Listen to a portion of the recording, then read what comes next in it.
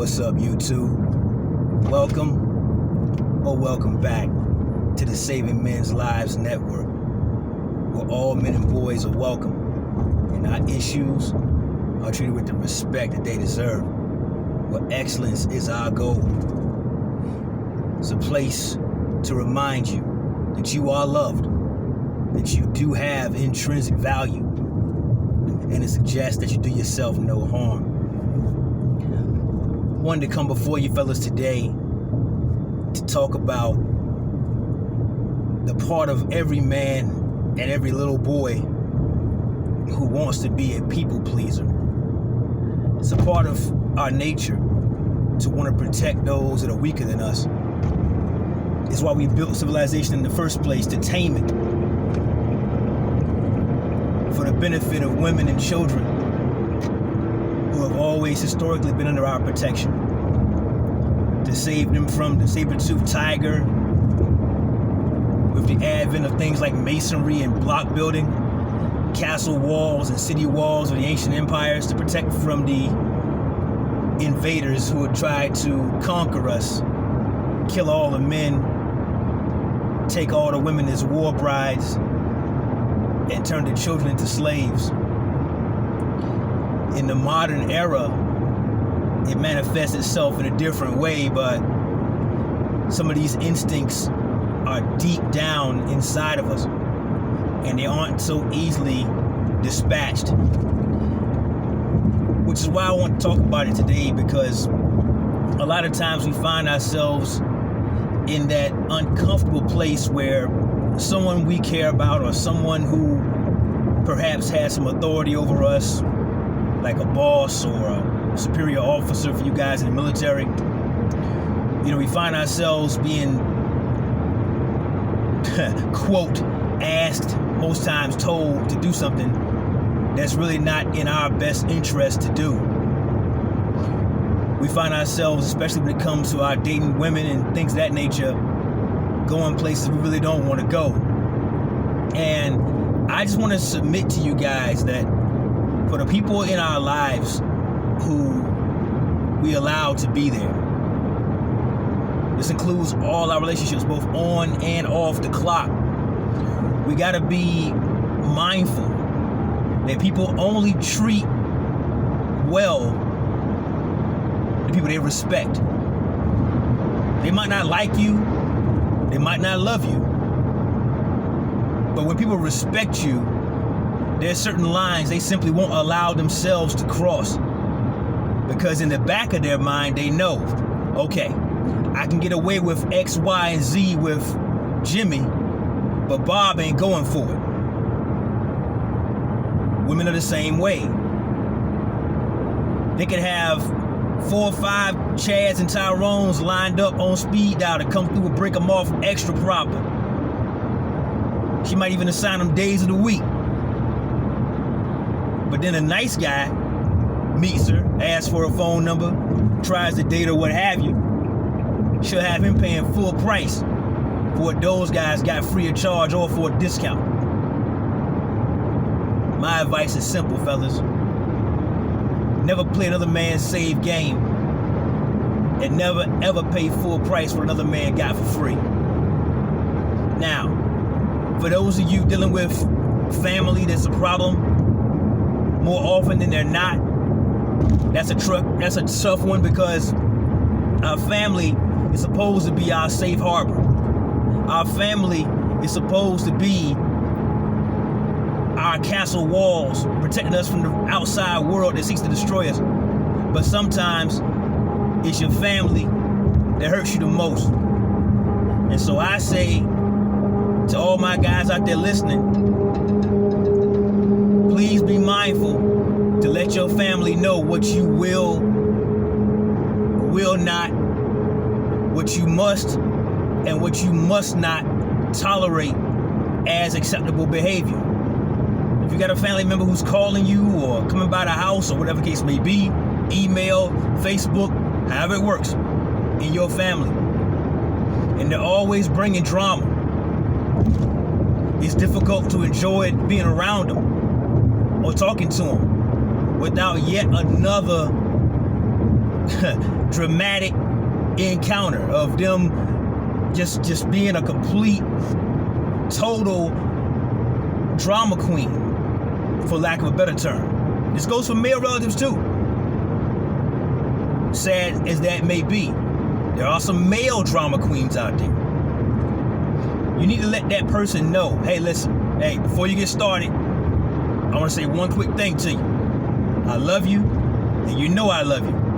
But if you came over here to talk about that, whatever that may be, I'm going to have to excuse myself. If they get mad, let them get mad.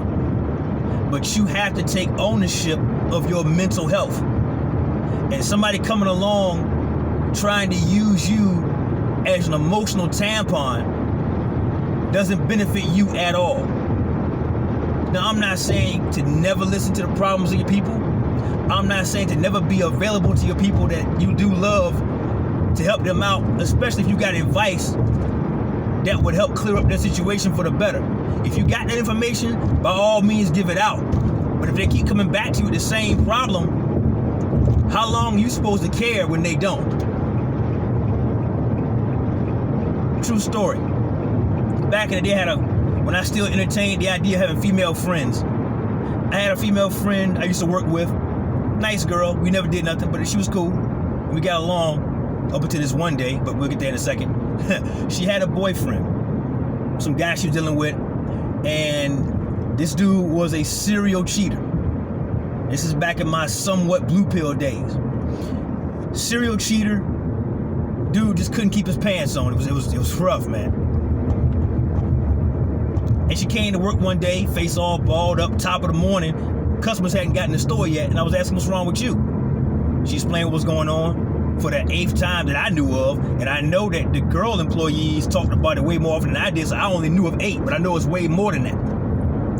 But I'm at this point like thinking, hey, if this guy can't be trusted, if every time you turn your back, this dude's boning some other chick, why are you still with this guy? She didn't give me a good answer because she didn't have one. But finally, he got his hand caught in the cookie jar with a cousin of hers. And she and this cousin were at best frenemies. More on that in a future episode. But they were family, but only on paper. They were not friends. And her cousin had a better physique than she did. So when he hit that, that's when it finally got the message home that she need to cut this guy loose. So my question to her when she finally got to that point was, why did it take for this guy to put his piece in one of your blood relatives before you realize this is a bad situation? She got mad at me for asking the question because she knew the question was valid. And that's my point. If you don't care about your own situation, how long should I? Why should I take my life that don't contain none of this drama to entertain yours when you won't even do what's necessary to solve the fucking problem? Fellas, you need to start practicing, if you aren't in the habit, of not being somebody's doormat. It's okay to be there for people if they can prove they're worth that time and energy. Family member, friend, co-worker, neighbor, so be it. If you got a boss that's always stepping across the line, you need to step off to the side, go in his office, whatever the case may be. Mr. Johnson, I need to talk to you for a second. Close the door behind you. I say, hey, listen, I'm here to work. I'm here to do what I'm here to get paid for. But it's my opinion that you are X, Y, and Z. And I'd rather you didn't. Now, one of two things is going to happen.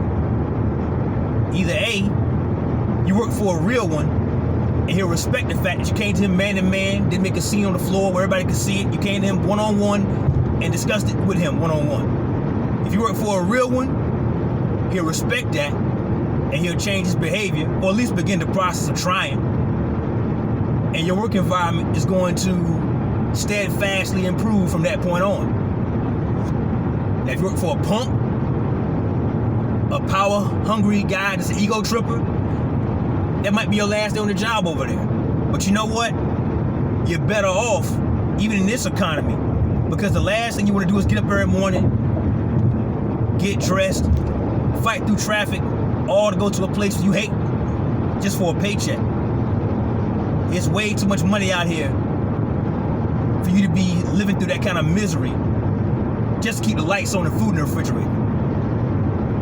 I want you guys to want more for yourself than that. But you need to get in the habit of letting everybody in your circle know what your limitations are.